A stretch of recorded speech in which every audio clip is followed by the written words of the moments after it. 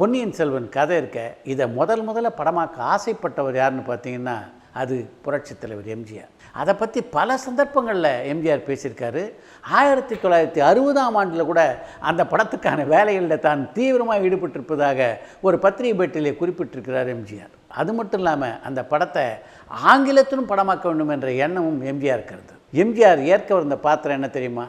வந்தியத்தேவன் பாத்திரம். அது மட்டும் இல்லாமல் ஒரு மிகப்பெரிய நட்சத்திர பட்டாளத்தின் துணையோடு அந்த படத்தை உருவாக்க வேண்டும் என்று நினைத்திருந்தார் எம்ஜிஆர். அந்த படத்தில் அவர் நடிக்க வைத்திருந்த நடிகர்களுடைய பட்டியலை பார்த்தீங்கன்னா நீங்கள் ஆச்சரியப்பட்டு போவீங்க. ஜெமினி கணேசன், சரோஜா தேவி, பத்மினி, சாவித்ரி, ஓஏகே தேவர், நம்பியார் என்று பல நட்சத்திரங்களை அந்த படத்தில் நடிக்க வைக்க வேண்டும் என்று ஆசைப்பட்டார் எம்ஜிஆர். எம்ஜிஆருடைய அந்த கனவு மட்டும் அன்றைக்கு நிறைவேறியிருந்தால் இன்று வரையிலே பேசப்படுகின்ற ஒரு படமாக அந்த பொன்னியின் செல்வன் அமைந்திருக்கு என்பதில் எந்த சந்தேகமும் இல்லை.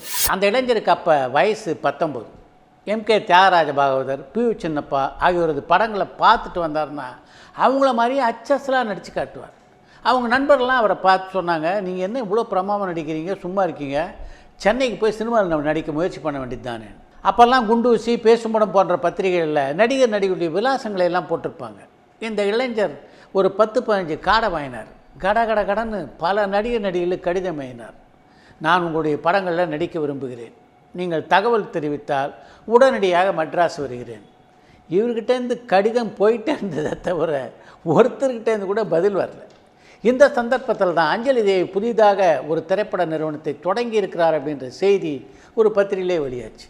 உடனே அஞ்சலி தேவிக்கு கடிதம் எழுதுவது என்று முடிவு செய்தார் அந்த இளைஞர். இப்போ பக்கத்தில் இருந்த நண்பர்லாம் சொன்னாங்க, நீ பாட்டுக்கு ஒரு கார்டை மட்டும் எழுதி அனுப்பிச்சா எப்படி அவங்க பதில் போடுவாங்க?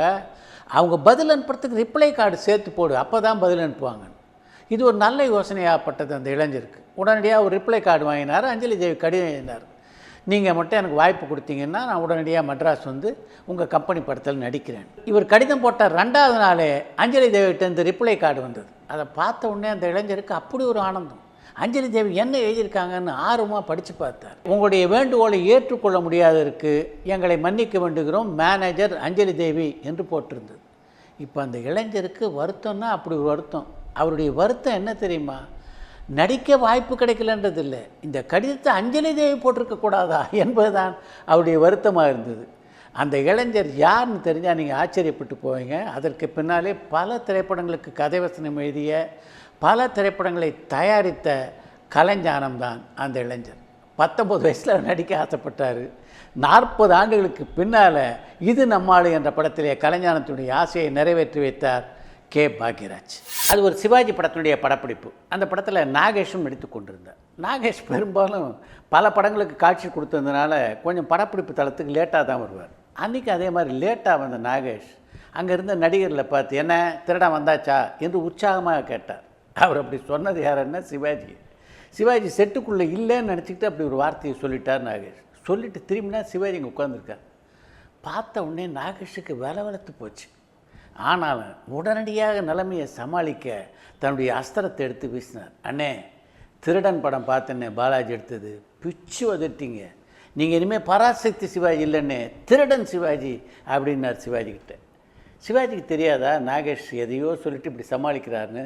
இருந்தாலும் நாகேஷை பார்த்து சிரிச்சுக்கிட்டே அப்படியா என்று சொல்லிவிட்டு வேறு பக்கம் தன்னுடைய முகத்தை திருப்பி கொண்டார். சிவாஜி மட்டும் அன்றைக்கி நாகேஷ்கிட்ட கொஞ்சம் மூஞ்ச காட்டியிருந்தார்னா நிச்சயமாக நாகேஷ் அப்செட் ஆகிருப்பார். அன்றைக்கு படப்பிடிப்பு தடைப்பட்டிருக்கும். அதை விரும்பாதனால தான் சிவாஜி நாகேஷ் மேலே எந்த கோபத்தையும் அன்றைக்கி காட்டல.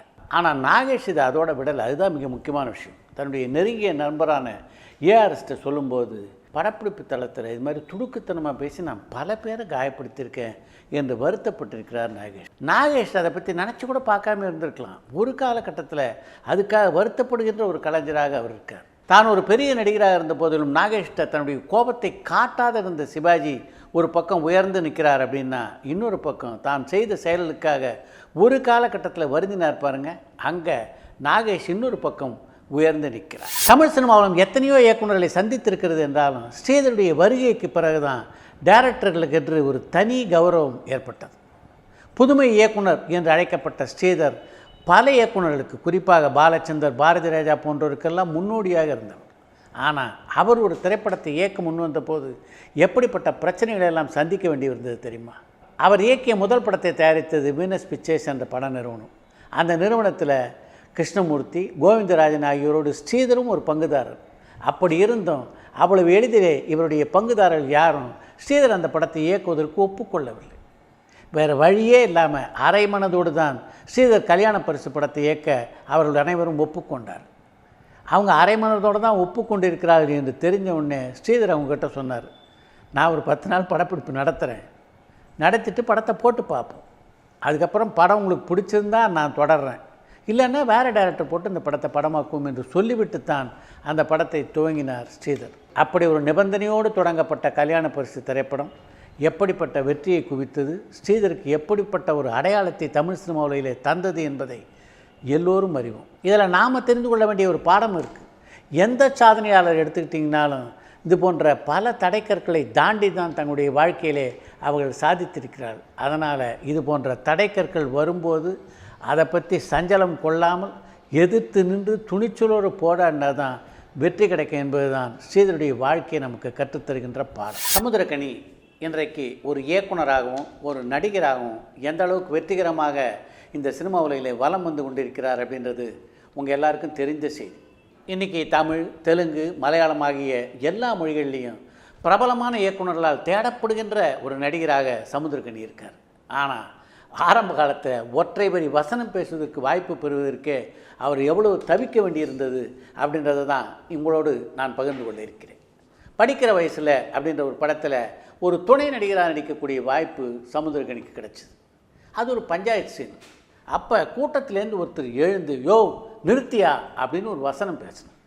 இந்த வசனத்தை யாரை பேச சொல்லலாம் அப்படின்னு அந்த படத்தினுடைய டைரக்டரும் உதவி டைரக்டரும் ஆலோசித்து கொண்டு இருந்தபோது அவங்க பக்கத்தில் போய் நான் அந்த வசனத்தை பேசுகிறேன் என்றார் சமுத்திரக்கனி. அப்படி கேட்டபோது தான் அந்த வசனத்தை பேசுவதற்காக மிகப்பெரிய போட்டி நடைபெற்று கொண்டிருப்பதை அவரால் உணர முடிந்தது. அந்த வாய்ப்பை எப்படியாவது பெற வேண்டுமே என்று நினைத்த சமுத்திரக்கனி அந்த உதவி இயக்குனரை பார்த்தார். அவர் காலில் ஒரு செருப்பு அருந்திருந்தது. சார், உங்கள் செருப்பை கொஞ்சம் கொடுங்க என்று அந்த அருந்த செருப்பை வாங்கிட்டு போனவர் அங்கேருந்து நடந்தே 1 கிலோமீட்டர் போய் ஒரு செருப்பு தைக்கிறவரை பார்த்து அந்த செருப்பை தைத்து கொண்டு வந்து அந்த உதவி இயக்குனர் காலில் மாட்டினார். அவருடைய இந்த செய்கை அந்த உதவி இயக்குனர் மனதிலே மிகப்பெரிய நெகிழ்ச்சியை ஏற்படுத்தியது. அந்த செருப்பை மாட்டும் போதே, சார் அந்த வசனத்தை நான் வேணா பேசுகிறேன் என்றார் சமுத்திரக்கனி. எந்த வசனம் என்று அந்த உதவி இயக்குனர் கேட்க, யோ நிறுத்தியான்னு ஒரு வசனம் சொன்னீங்களே அந்த வசனம் என்றார் இவர். சரி சரி நீயே பேசு என்றார் அந்த உதவி இயக்குனர். இப்போ அந்த ஷாட் ரெடியானது. அந்த உதவி இயக்குனருக்கும் மனசுக்குள்ளே திக்கு திக்குன்னு இருக்குது, இருந்தாலும் சொன்னபடி வசனத்தை பேசணுமேனு. அதனால் ஷாட் ரெடியாகிறதுக்கு முன்னாடி சமுத்திரக்கனியை பார்த்து தயாரா என்று கண்ணாலேயே அவர் கேட்க, தயாராக இருக்கேன் என்றார் சமுத்திரக்கனி. அன்றைக்கி அந்த 2 வார்த்தையை சொல்கிறதுக்குள்ளே சமுத்திரக்கனி மனசு அப்படி படபடன்னு அடிச்சிட்டு இருந்ததுதான். ஒரு வழியாக அதை அவர் சொல்லி முடிக்க அவருக்கு சம்பளமாக 2 5 ரூபாய் நோட்டை கொடுத்தார். இன்றைக்கு ஒரு நடிகராக லட்சக்கணக்கினே சமுத்திரக்கனி சம்பளம் வாங்கிட்டு இருக்கார் அப்படின்னாலும் அந்த 2 5 ரூபாய் நோட்டு அவருடைய வாழ்க்கையிலே மறக்க முடியாத நோட்டு என்பதை நான் சொல்ல வேண்டுமா?